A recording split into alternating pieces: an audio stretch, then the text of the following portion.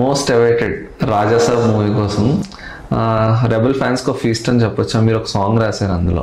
It's going to భూగోళం నుంచి పాతాళం వరకు భూనభోంతరాళాలు అంటాం.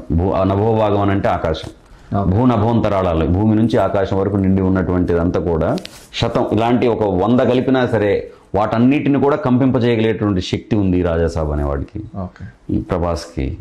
ప్రభాస్ గారు డెఫినెట్గా దాని నుంచి బయటకు వచ్చి బలంగా చేస్తున్న ఫిల్మ్. ఎందుకంటే అందరూ సినిమాలో మిగతా వాళ్ళందరూ వాళ్ళ ఉనికి కోసం ప్రయత్నిస్తుంటారు, దర్శకుడు ఒక్కడే సినిమా ఉనికి కోసం ప్రయత్నిస్తూ ఉంటాడు. కాబట్టి వారే ఏదైనా చేయగలరు దీంట్లో. ఈ దేశంలోనే కాదు ప్రపంచం మొత్తం తిరిగి చూడండి, ఏ జ్ఞానైనా ఆలయం కట్టాడా? నాగరికతలన్నీ కూడా మూర్ఖుల చేత నిర్మించబడ్డాయండి.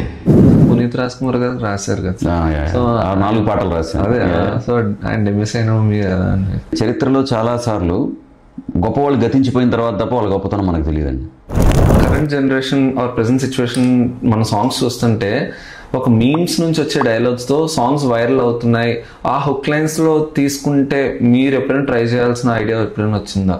ఇలా వైరల్ అవుతాయి మనం రాస్తే ఇలాంటి హుక్ లైన్స్ తీసుకుంటే. అంటే ఇక్కడ ఏం లేదండి,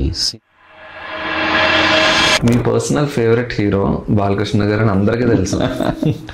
అఖండ మూవీ మీకు ఛాన్స్ వచ్చినప్పుడు అంటే ఓకే ఆయన కోసం పెన్ పెట్టి రాయాలి, ఆ ఫస్ట్ థాట్ మీకు ఏమనిపించింది? అంటే బెస్ట్ ఇవ్వాలని ఆబ్వియస్లీ ఉంటుంది. ఇప్పటి నుంచి ఒక డౌట్ ఉంది sir, like music directors lyricists శివుడు మీద సాంగ్స్ వచ్చిన, డివోషనల్ సాంగ్స్ వచ్చిన, ఒక శివుడు మీద అనుకోండి ఒక హై ఫీల్ వస్తుంది సార్ వినడానికి.